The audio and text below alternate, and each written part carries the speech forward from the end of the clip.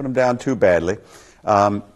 You can now consume, well, not yet, but if the ordinance passes, you'll be able to consume your cannabis right along with your food in a non-alcoholic venue. Sounds pretty exciting, right? It does sound exciting. So basically, the leadership in San Francisco created an ordinance that allows for the cannabis cafes to exist. Right. And do they exist in dispensaries or they exist outside of dispensaries? Outside of dispensaries. Yes. So they have to amend some health codes and police codes and business and planning and regulations.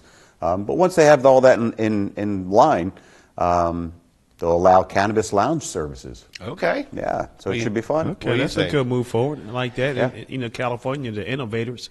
Yeah. So well, this is another step. And their reputation's not particularly stellar right now. So, doing things. Yeah, so doing things like this, I think, is probably good in a time where you're not doing other things that people want you to do. Yep. All right. Do you have something particular in mind with that comment? What else we got? We got a story. We got a story on this. Go ahead. Okay. Go ahead. All right. Go ahead and play the video. It's not. Oh, go ahead. We can't hear Is it. presented and hopes to clear the path for that to become a reality. NBC Bay Area's Ginger Conejero-Saab live for us in San Francisco. And Ginger, it really has already been quite the journey to get this far. So how soon are we talking about when we could see those pot cafes in the city?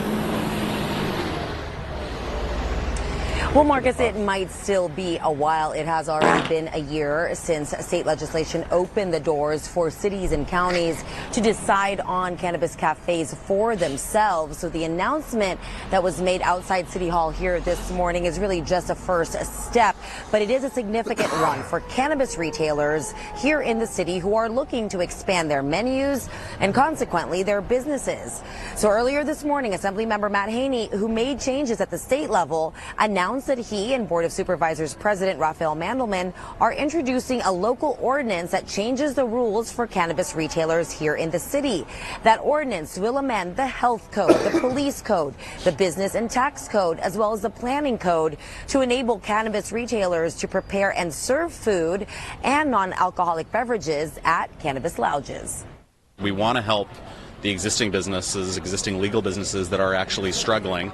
So we're giving them a little bit of a head start in terms of applying for these permits. But we also want to make sure that, there are actually cannabis cafes, and that if none of the existing retailers take advantage of it, that maybe someone out there will. Okay. Thank you for that report, Ginger.